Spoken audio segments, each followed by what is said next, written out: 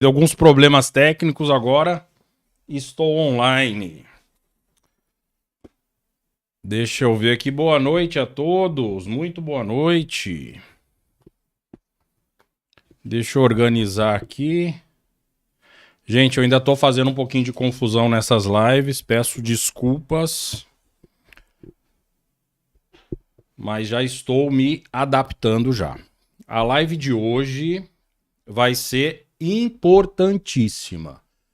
Eu vou falar para vocês as 5 doenças, claro que existem outras doenças, mas as 5 doenças que têm uma maior incidência, que são silenciosas e que, claro, com acompanhamento regular e com os exames de rastreio, os exames de check-up, essas doenças são identificadas, né? E quando tratadas precocemente, contribui para desfechos positivos.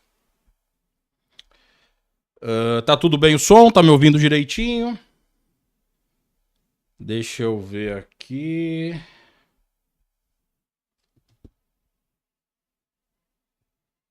Tá ótimo.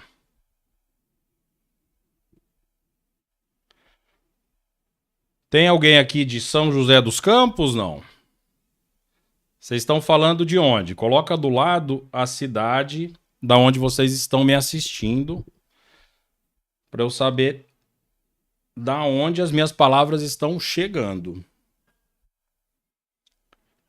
Então vamos lá.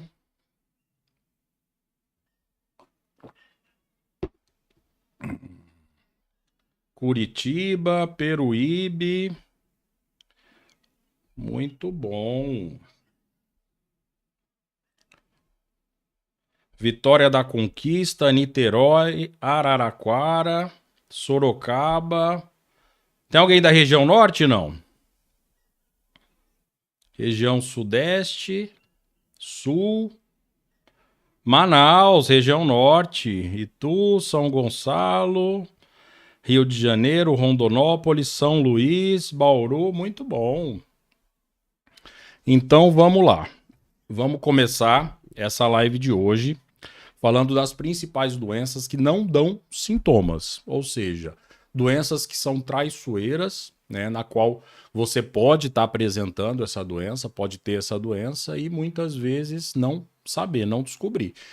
E muitas das vezes não é necessário exame laboratorial. Muitas vezes no exame físico, com um profissional, com um médico, ou até mesmo exames mais simples, com profissionais de saúde, a gente consegue identificar essas doenças. E uma dessas doenças, que é a primeira das doenças silenciosas, que eu vou falar para vocês agora, que não precisa necessariamente de um diagnóstico médico, mas de uma triagem que pode ser de um profissional de saúde, seja um fisioterapeuta, seja enfermagem, enfim. É a hipertensão arterial. A hipertensão arterial, que nós chamamos de pressão alta, não apresenta sintomas, né? Então é muito comum até as pessoas, quando têm esse diagnóstico, fiquem surpresas, porque realmente não tem nenhum sintoma.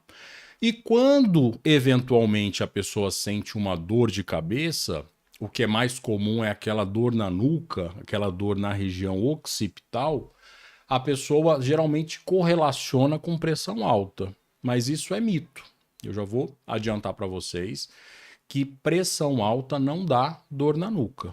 Agora, a dor na nuca, a cefaleia occipital, que é essa dor de cabeça que dá aqui atrás, essa dor de cabeça, sim, vai evoluir com o aumento da pressão. Então, qualquer dor, qualquer situação de estresse, ela pode contribuir para que a pressão aumente.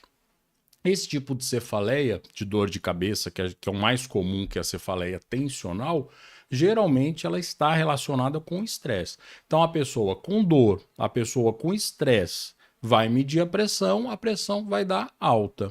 Como nós sempre tentamos correlacionar, né, isso é o princípio da casualidade, a gente sempre tenta encontrar alguma causa, a gente vai correlacionar essa dor à pressão alta, mas não, a pressão alta não dá dor de cabeça. A dor, o estresse é que aumenta a pressão.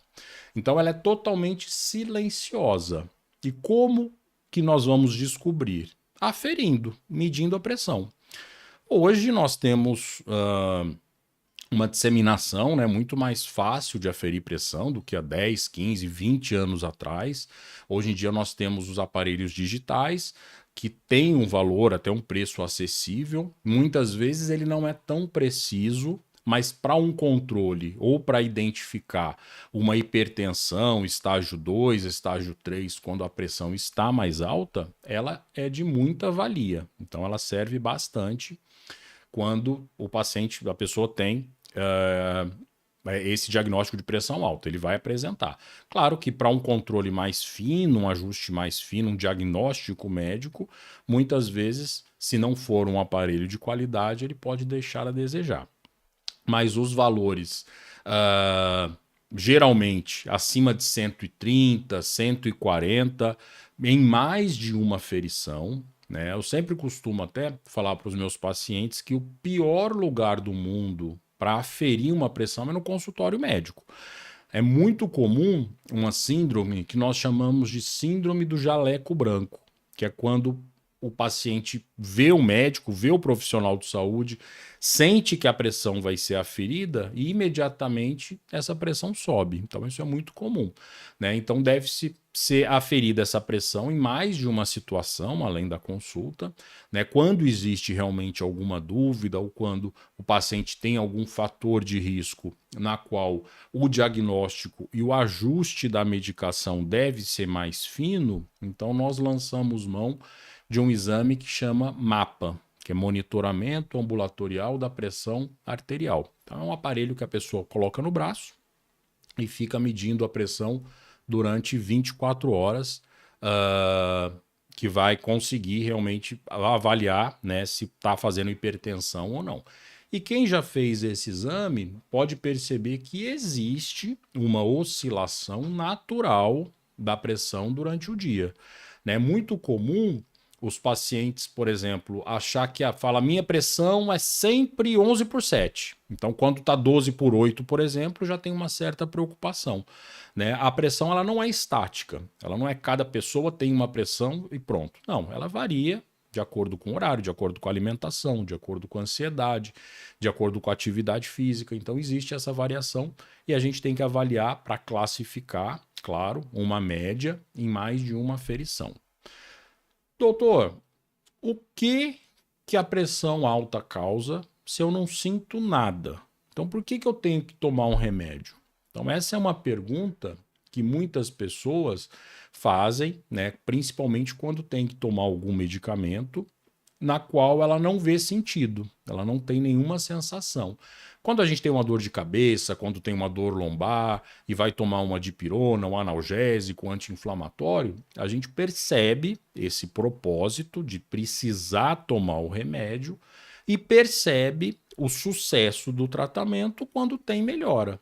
Agora, se o paciente não sente nada e não vai perceber nenhuma alteração, né? Não vai se sentir mais disposto porque está tratando uma pressão alta, não vai se sentir com menos sintoma porque está tratando uma pressão alta, porque realmente não vai ter, né? Agora, por que é importante tratar? Porque níveis pressóricos aumentados dentro das artérias, dentro dos nossos vasos, vão promover alterações tanto estruturais, principalmente no coração. Então o coração ele começa a se deformar, ele começa a ficar inchado, ele começa a ficar musculoso, então ele começa a ficar hipertrofiado. E isso tudo altera a dinâmica do coração. Então, a longo prazo, médio e longo prazo, isso fatalmente vai evoluir para uma insuficiência cardíaca. O coração ele vai ficar tão inchado ou ele vai ficar tão musculoso que praticamente ele não vai ter como bombear o sangue adequadamente.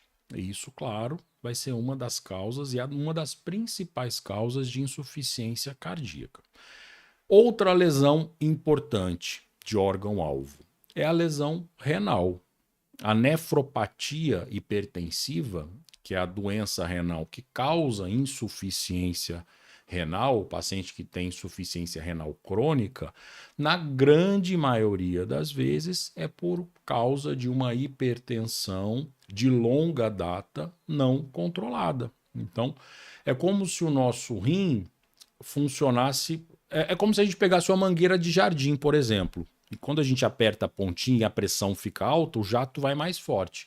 É como se acontecesse isso no nosso rim. Então, o nosso rim que tem uma ação de filtro, ele começa a ficar uma peneira. É mais ou menos esse um pensamento mais simplista, claro, né? Mas é mais ou menos esse. A pressão alta no decorrer dos anos começa a causar alteração da filtração glomerular, a filtração renal, que vai evoluir para a insuficiência e até perda da função renal. Isso anos de diagnóstico. Então, é muito importante, se assim que tem esse diagnóstico, né, de hipertensão, já trate imediatamente pensando no futuro, pensando em viver melhor nos próximos 10, 15, 20 anos. Então, essa é a primeira das doenças silenciosas que, quando tratadas adequadamente, podem evoluir, podem evitar que se tenha sintomas, né? Tá tudo bem? Tá me ouvindo? Conexão tá boa? Deixa eu ver aqui o computador que deu uma... Tá bom. Acho que tá tudo certo, né? Se alguém puder dar o joinha. Então vamos lá. A segunda doença silenciosa, que também nas fases iniciais a maioria das pessoas não sentem nada, é a diabetes, é o diabetes, né? Que é o aumento do açúcar no nosso sangue. Vamos entender um pouquinho, rapidamente, o que é o diabetes. O diabetes, ele descontrola, é uma alteração do metabolismo da glicose, na qual a glicose fica em níveis persistentemente altos no sangue. A glicose é a nossa principal fonte de energia, né? Eu acredito que alguém que tenha visto um paciente com hipoglicemia é uma cena terrível. O paciente perde a consciência, não responde a estímulo nenhum, quando a glicose, que é a quantidade de açúcar no sangue, cai em níveis aí abaixo de 50, 60. Ou seja, ela precisa estar em quantidades adequadas no nosso sangue. Agora, quando ela fica muito alta, principalmente por alteração do metabolismo relacionado à insulina ou por uma resistência essa insulina, que é esse hormônio que vai tirar o açúcar do sangue e botar dentro da nossa célula, ou por conta de uma insuficiência dessa insulina, que seria o diabetes tipo 1, que é um outro tipo de diabetes, enfim, por alteração dessa insulina e da resistência que o nosso corpo pode ter a essa insulina, isso vai fazer com que os níveis de açúcar no sangue fiquem mais altos e a médio e longo prazo comecem a dar sintomas. Então, paciente que é diabético tipo 2, que é o mais comum, que está relacionado ao envelhecimento, esse paciente que tem esse diabetes, esses níveis de glicose aumentados, dificilmente ele vai ter algum sintoma, a não ser que fiquem persistentemente altos. Aí o nível desse açúcar vai dar sintoma. O que dá sintoma no diabetes, o que causa óbito e causa doença maior relacionada ao diabetes, são as complicações desse açúcar alto nos 10, 15, 20 anos, né, persistente. Então, o que ela vai lesar, principalmente? Ela vai lesar o nosso sistema nervoso, seja o sistema nervoso periférico, aumentando a chance da pessoa ter neuropatia, que é aquela sensação de dormência na perna, de formigamento da perna, de dor na perna ou no braço, formigamento nas mãos. Isso tudo pode estar relacionado a uma neuropatia, que é um dano produzido pelo açúcar persistentemente, a glicose persistentemente alta no sangue, que é uma complicação do diabetes.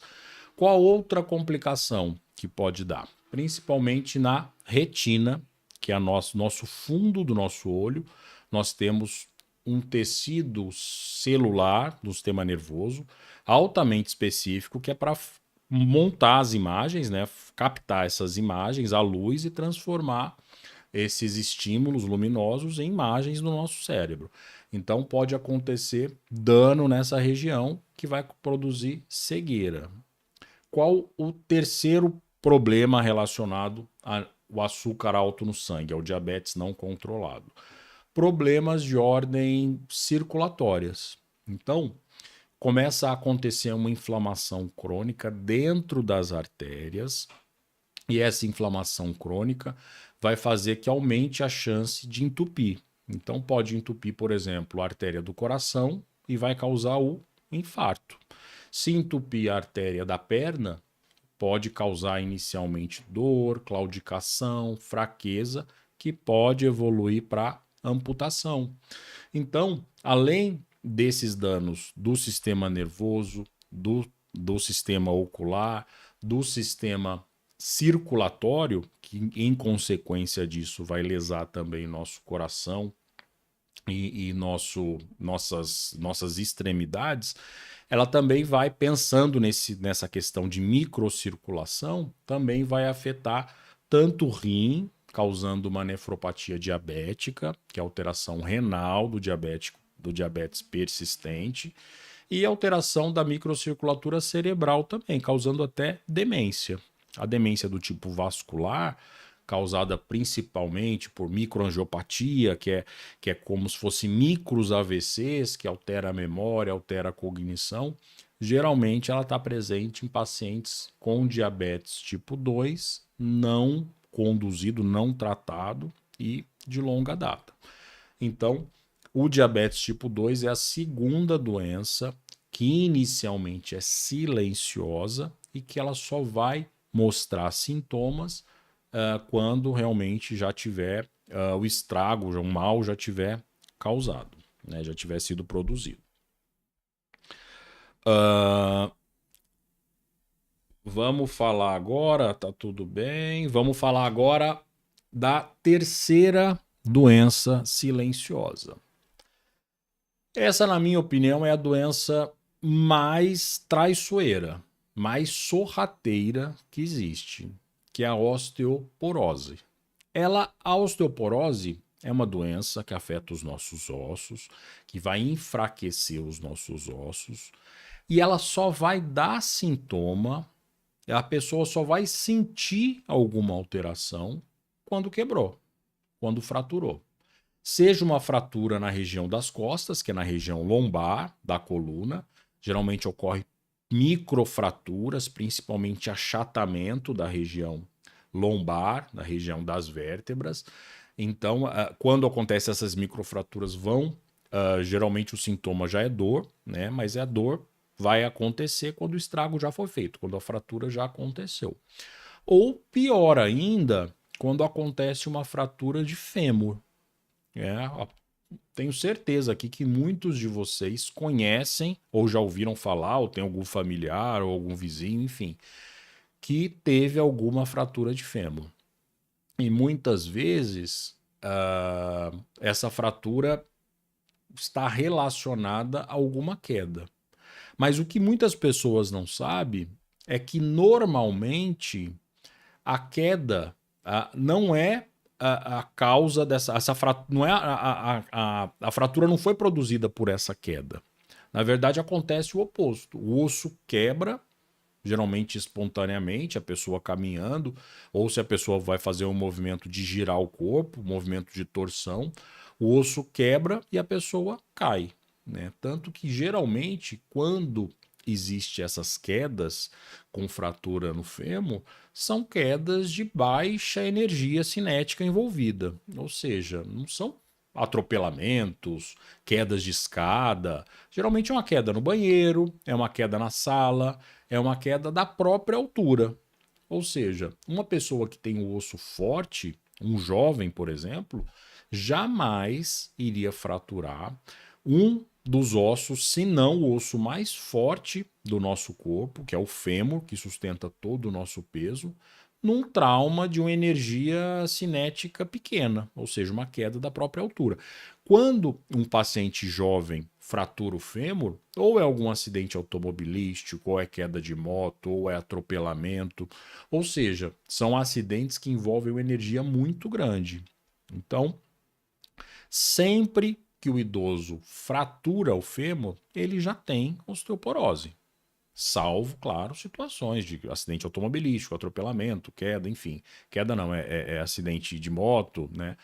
Então, se o paciente teve uma queda de baixa energia cinética e fratura, ele tem osteoporose. Mas aí não adianta mais dar o diagnóstico, porque já foi tarde, né? Já não tem muito mais o que ser feito para prevenir. Agora é só tratar.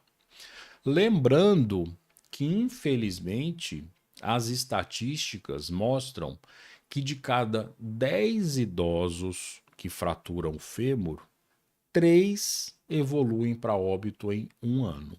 Então, é uma doença de uma mortalidade muito alta em um ano e que pode ser prevenida, pode ser evitada. Então, e qual é a causa principal desse enfraquecimento ósseo? Existem, né, é uma origem multifatorial, mas ela é muito mais comum em mulheres, principalmente pós-menopausa. Tem um fator hormonal também associado. Então, pós-menopausa, esse consumo, né, essa diminuição da densidade mineral do osso vai diminuindo e ela deve ser identificada somente por um exame que nós chamamos de densitometria óssea. Então, somente com esse exame, na qual o paciente deve fazer, mesmo que não tenha queixa nenhuma, para se descobrir se tem ou não essa osteoporose. Claro que existem grupos de risco, existem fatores genéticos. Então, se por exemplo você teve uma mãe que teve uma fratura de quadril, você tem uma chance maior. Se você foi tabagista, ou foi tabagista, tem uma chance maior. Se você fez uso de corticoide por um longo tempo, também tem uma chance maior. Se você tem doença da tireoide, também tem uma chance maior.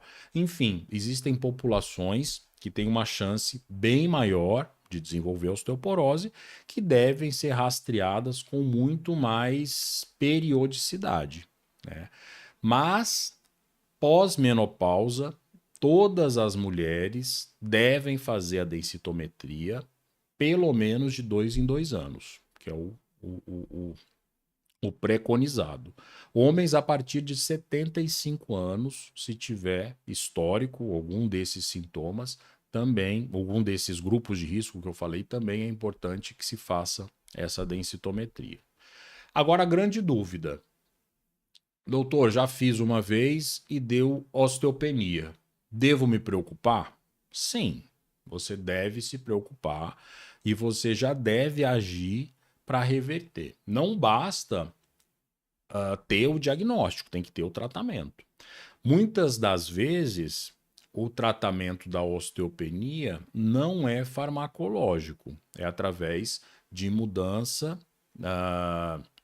do estilo de vida, parar de fumar, a ingesta apropriada de cálcio durante o dia. Se não conseguir essa ingesta de cálcio, aí deve-se suplementar o cálcio.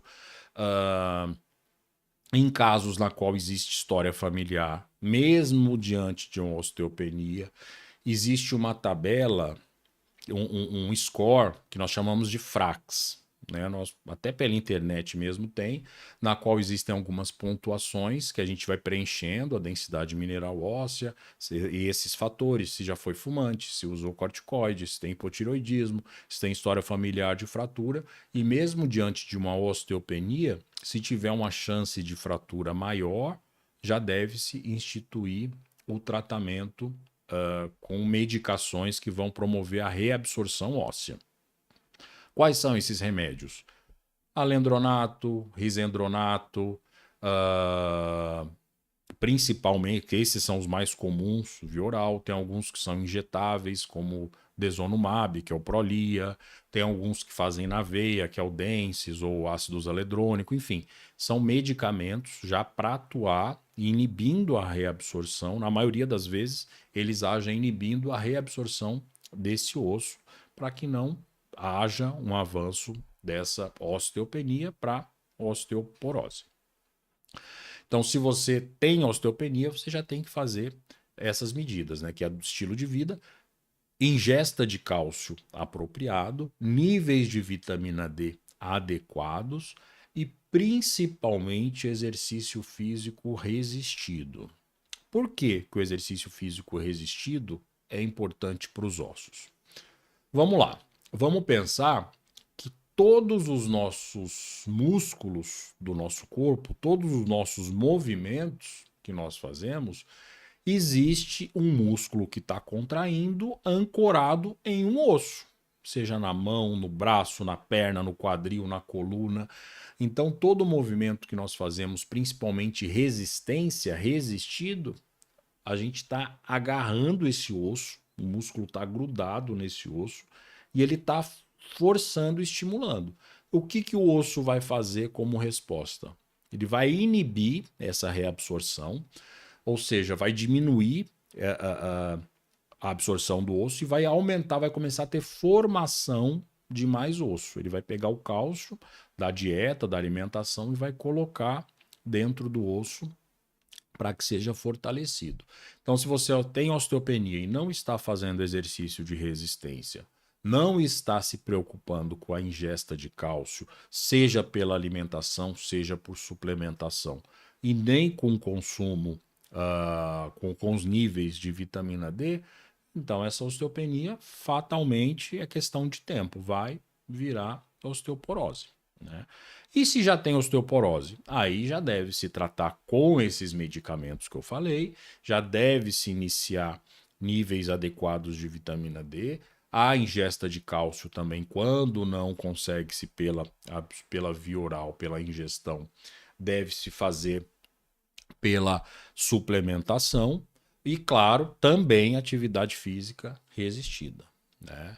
Então, pensando em uma doença que produz uma fratura de fêmur, que a mortalidade é 30% em um ano, é uma doença silenciosa que nós temos que ter bastante atenção. A gente tem que olhar com muito carinho para a osteoporose, né? E é o mesmo pensamento da hipertensão arterial.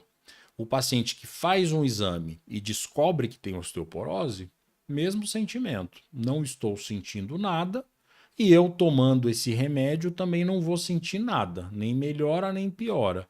Então, muitos pacientes não fazem a adesão correta ao tratamento por conta desse sentimento, de que não está sentindo melhora com o remédio e também não está sabendo por quê, não está entendendo o motivo de tomar esse medicamento. E se você toma, geralmente é aquele medicamento ou toma uma vez por semana ou toma uma vez por mês. E quando é injetável, tem um medicamento que é de 6 em 6 meses e outro que é uma vez ao ano. E outras opções também de custos maiores, enfim, vai depender do estágio de contraindicações e do grau de osteoporose. Mas essa é uma doença silenciosa que você tem que ter muita atenção. Outro dia também eu estava lendo a respeito das zonas azuis. Eu acredito que muitos de vocês aqui já ouviram falar nas zonas azuis, que são regiões do planeta Terra na qual existe uma população fora da média de centenários, né? São pessoas acima de 100 anos, que são centenárias, e em cada região do planeta que são essas zonas azuis, em cada cidade, né, tentou identificar as principais causas de qualidade de vida, de longevidade, porque as pessoas eram centenárias.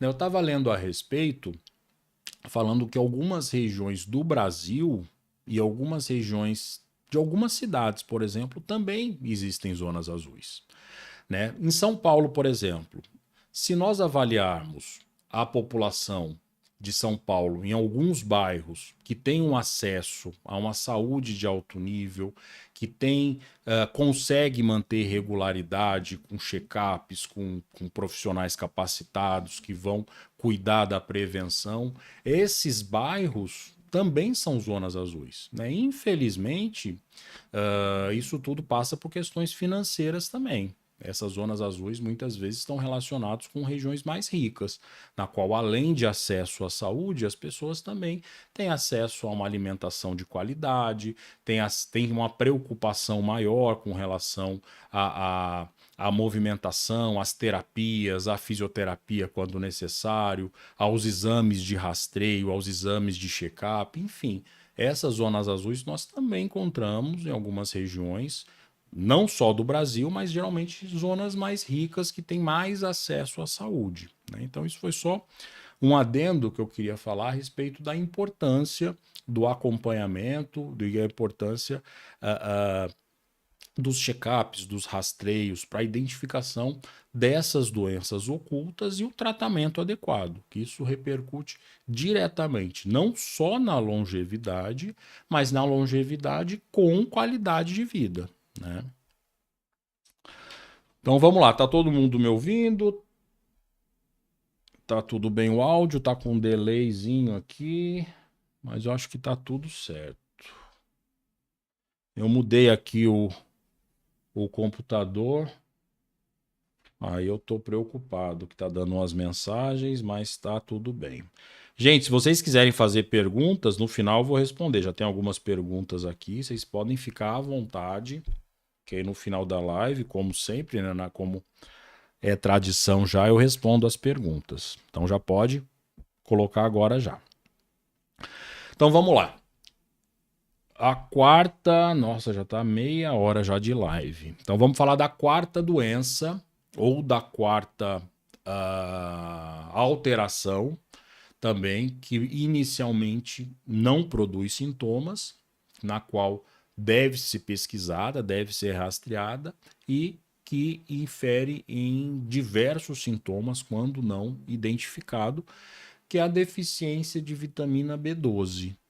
Eu já gravei alguns vídeos falando a respeito da B12, né, o porquê até explicando que no envelhecimento, com o envelhecimento, as pessoas idosas têm uma tendência a ter níveis menores de B12 que vão impactar diretamente tanto no sistema nervoso central, vai impactar no nosso sistema sanguíneo, né, produzindo anemia, vai impactar no nosso sistema nervoso periférico com neuropatia, até mesmo causas de demência por diminuição da vitamina B12. E como descobrir se está baixa? Se não tem sintoma ainda, a gente só vai conseguir descobrir se dosar. Então deve ser feita essa dosagem, ou semestralmente, 6 em 6 meses, ou anualmente.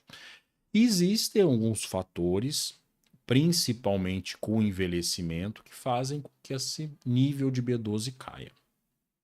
Quando eu dou esse diagnóstico, a principal pergunta: doutor, eu devo comer o que para regularizar? Então vamos lá. O que a gente precisa entender é que a vitamina B12 ela está muito mais relacionada à baixa da B12 a uma diminuição da absorção do que da ingestão. Então, na grande maioria das vezes, é muito comum até as pessoas conseguirem doses fisiológicas, conseguem ingerir essa vitamina B12. Ela é muito comum principalmente em proteína animal.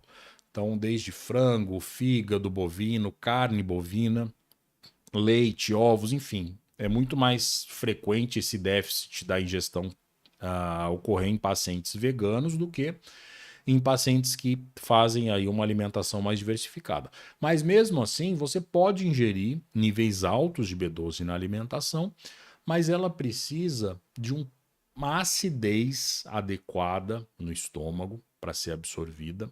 Ela precisa de outros fatores para que ela seja absorvida. Então, uma causa muito comum é a gastrite atrófica. Então, se o pH ou seja, a acidez está diminuída no esôfago, a absorção fica muito difícil.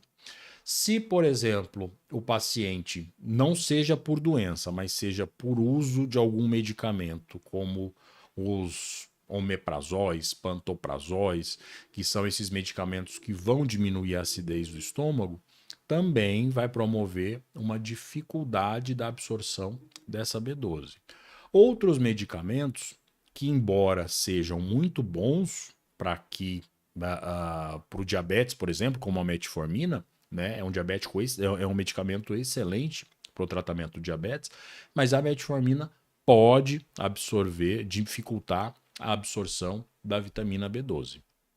Então, existem medicamentos que vão dificultar a absorção, existem alterações fisiológicas do estômago que vão alterar essa absorção, e também, claro, né, pode estar associada à diminuição de ingesta. É muito comum com o envelhecimento, até por alteração do paladar, alteração da dentição, o idoso ingerir menos proteína, principalmente proteína animal, o que vai também acabar, no final das contas, contribuindo para esse nível mais baixo no sangue. Então, descobrindo essa deficiência, aí então deve-se suplementar. Uma dúvida muito comum: doutor, suplementa, tem que ser injetável ou pode ser comprimido? Tem que ser embaixo da língua sublingual ou pode ser de engolir? Então vamos lá.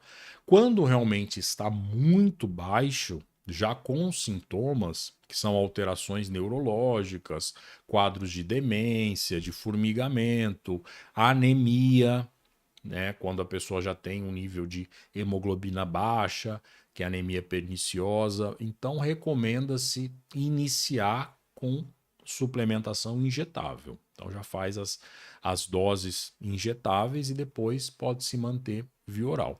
Agora, se ainda não tem sintomas, se não está um valor tão baixo, aí pode-se fazer tanto sublingual quanto de engolir, comprimido. Né? Então não tem diferença. Agora, as doses são muito maiores.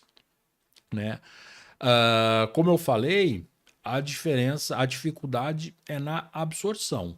Né? Então, é um pouco contraintuitivo. Então, como é que eu vou suplementar por comprimido? Né? Então, a gente tem que entender o seguinte: a necessidade básica, por exemplo, de uma pessoa para a vitamina B12 é de 2,5 microgramas. Isso consegue-se facilmente aí num filé de peito de frango, um pedaço de carne bovina, né? Estão 2,5 microgramas. Para se ter uma ideia, um bife de fígado tem 70 microgramas, ou seja, tem uma dose 70 vezes maior do que a necessidade basal.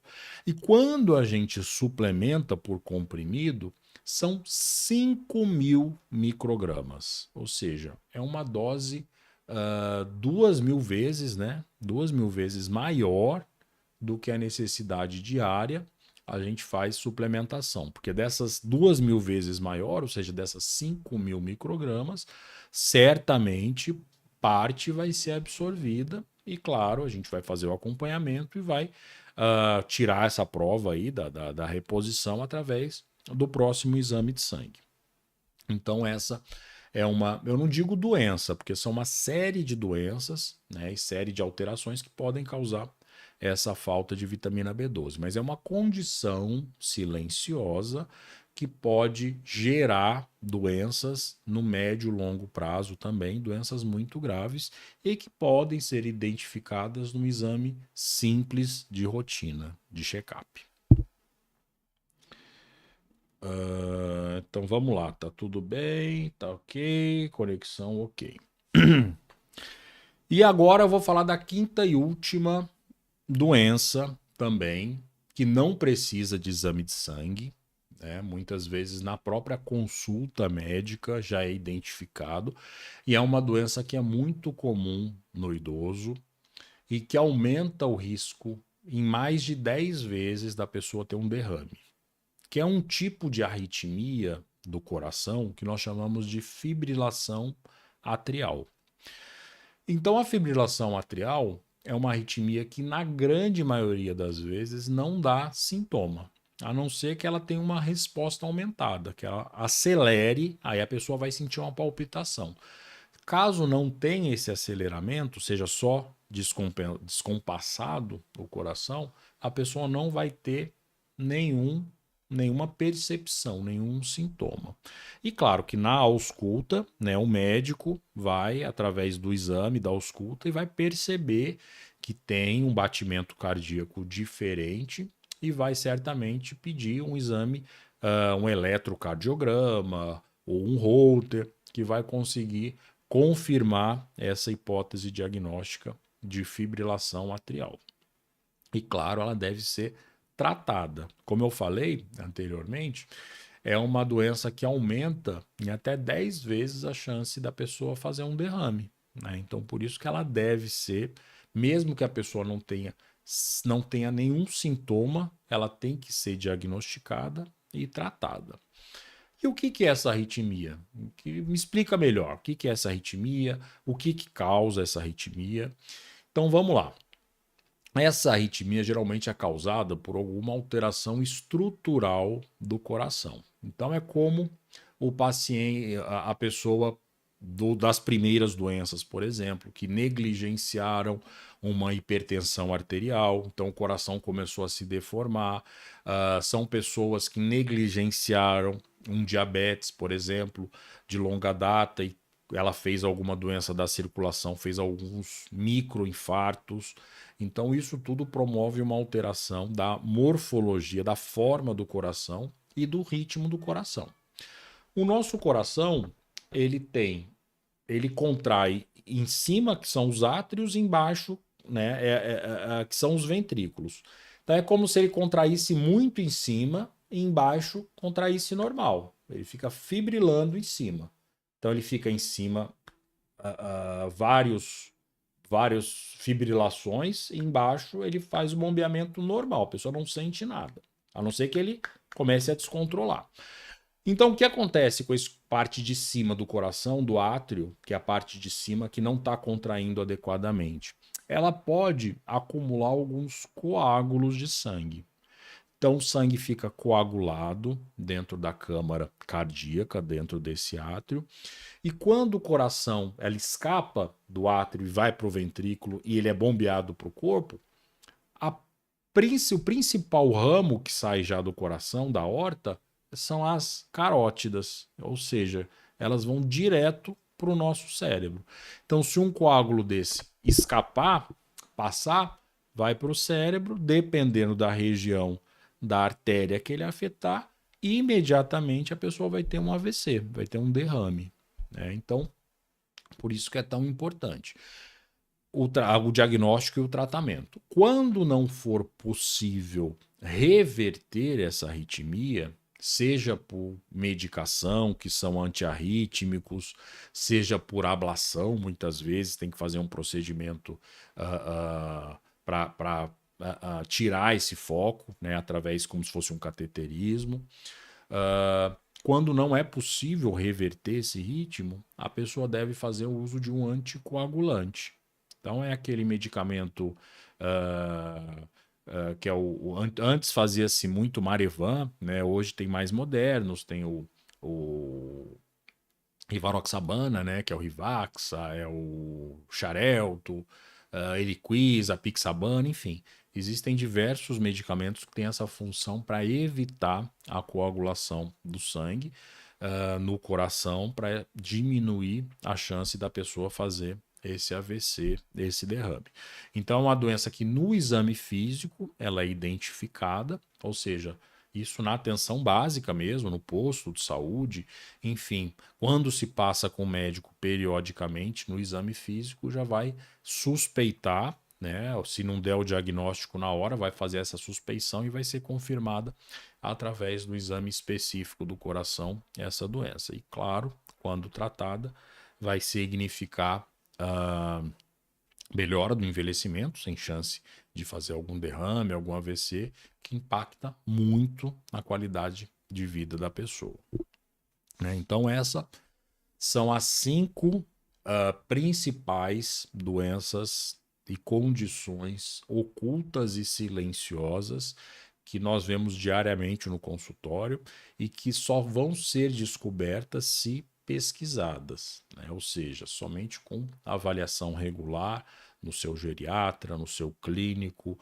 no seu cardiologista, enfim, no seu médico, é que vão ser uh, investigado através de exames laboratoriais ou exames físicos para que seja feita a identificação precoce e tratamento. E é muito importante que o paciente entenda o porquê está tomando o remédio para uma doença na qual ele não tem sintoma e tomar um remédio na qual ele não vai sentir nenhuma melhora, porque não tinha sintoma, né? Então, por isso que é importante a conscientização da prevenção dos danos que podem acontecer se não tratado adequadamente, né?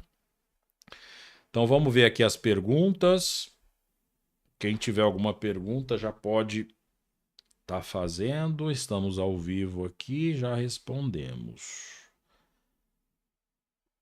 Tá ótimo. Tem alguns assinantes do canal aqui também. Meu muito boa noite.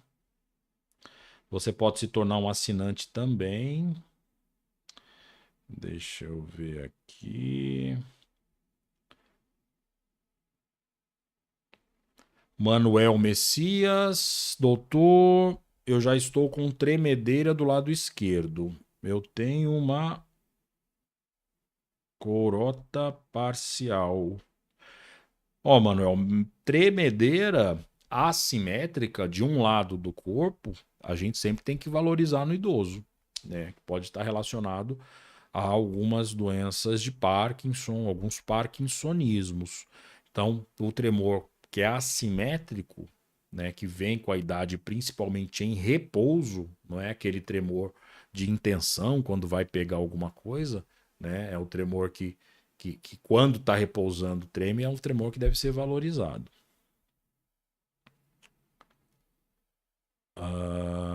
Carolina Aparecida Marques Penteado dos Santos. Qual exercício é bom?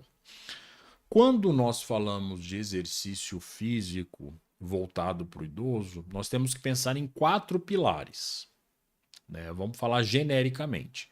Então, o principal deles é o exercício resistido, que é o exercício que trabalha a força muscular. Musculação, pilates, calistenia, funcional, enfim, exercícios que vão trabalhar a musculatura, que é o resistido.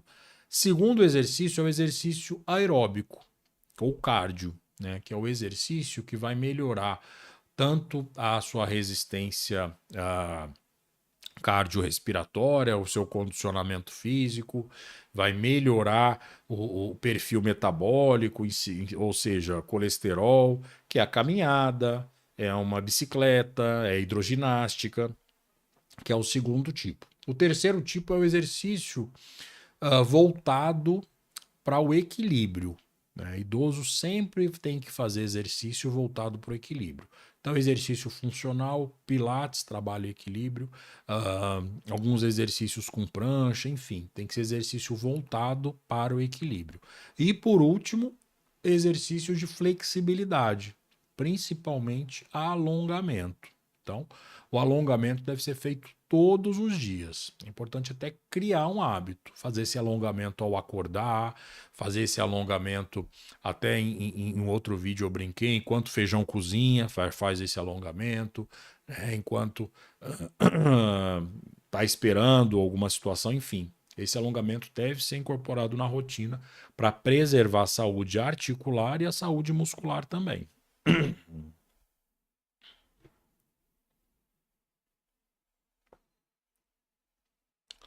Uh,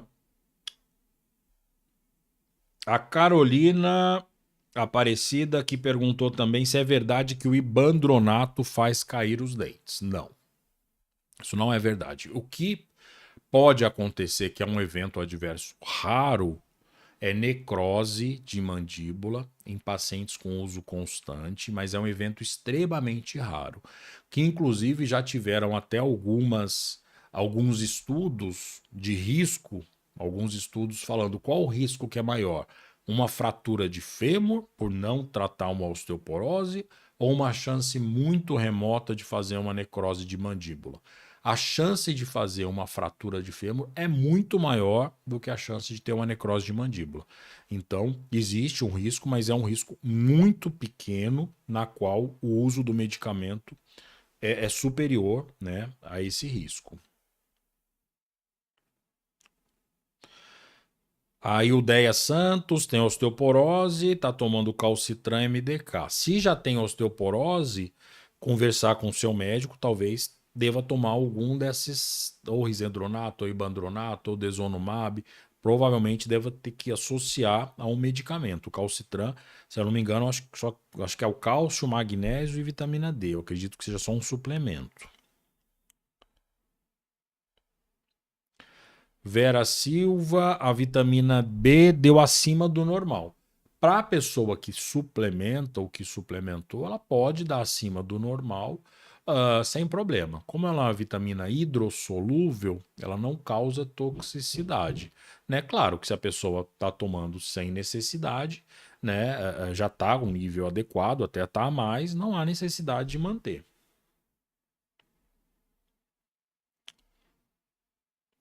Joseli Lacava, de quanto em quanto tempo devemos fazer exames de sangue? Olha, isso vai variar se existe controle de alguma doença crônica. Então, um paciente diabético, por exemplo, ele tem que fazer exame com mais regularidade.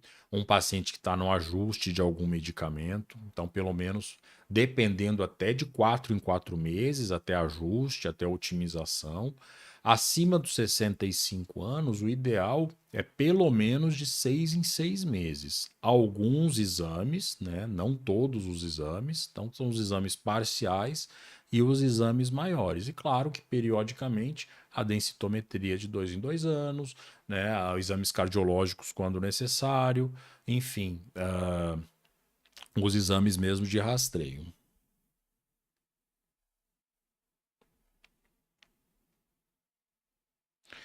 A Maurina Ferreira Mori, doutor, obrigado.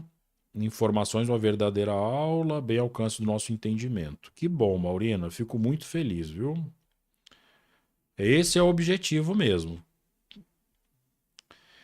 A Cristina Oliveira tem prolapso de válvula mitral, mas não sinto nada. Tem que ter alguma preocupação?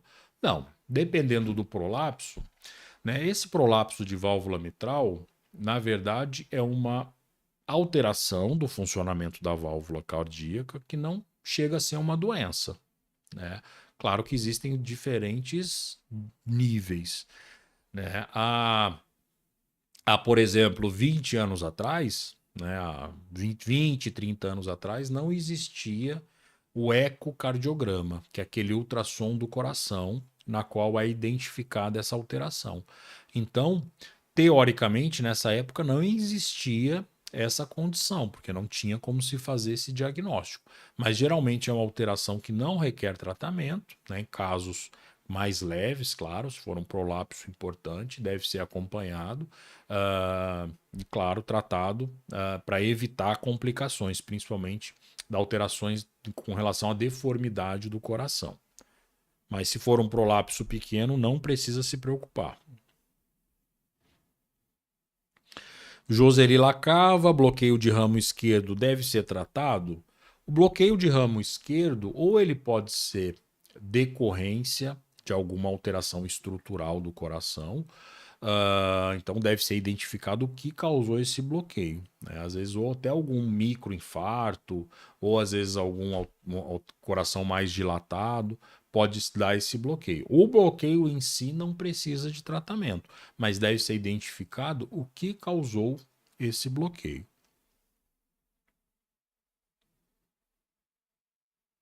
Muitas vezes hipertensão de longa data, não controlado, pode dar esse bloqueio. A Maria Lourdes teve um mini AVC, toma cilostazol 2 vezes por dia, S-simvastatina. Mais alguma prevenção? Olha, Maria Lourdes, claro que toda medicação deve ser individualizada, né? Mas geralmente existem doenças na qual alguns medicamentos meio que são kit padrão, né? Como, por exemplo, AS, pacientes que têm uma insuficiência cardíaca, geralmente são algumas classes, pacientes que já teve derrame, tem algumas classes de medicamentos. Então, claro que tem o protocolo, mas deve ser individualizado. Tem aterosclerose. Aterosclerose é uma doença, né, arterial que pode estar relacionada à alteração neurológica, que é o derrame, que é o AVC, né? Minodron, a Kemi está perguntando, o senhor conhece Minodron? Olha, nome comercial eu não sei qual é. Se falar os princípios ativos. A Carolina Aparecida Marques Penteado. Vitamina D no resultado 33. Está bom? Sim. Meu clínico falou que está bom. Acima de 30, né? Existem até algumas informações, às vezes até alguns médicos que falam que tem que manter acima, mas pela SBEM, que é a Sociedade Brasileira de Endocrinologia e Metabolismo, pela Sociedade de Geriatria, níveis acima de 30 já são adequados, né? Na verdade, acima de 20, população de baixo risco, né? Acima de 30 em idosos e população de risco maior. Então, 33 está muito bom. A Sueli Reis, densitometria de 6 em 6 meses, então ele certamente deve ter uma osteoporose, né, que ele quer acompanhar mais de perto a resposta ao tratamento.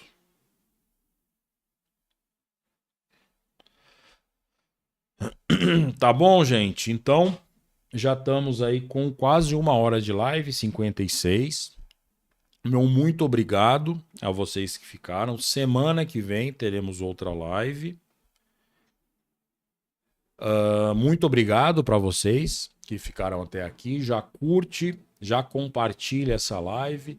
E terça que vem, se Deus quiser, estaremos juntos novamente. Meu muito obrigado e fiquem com Deus e até o próximo vídeo.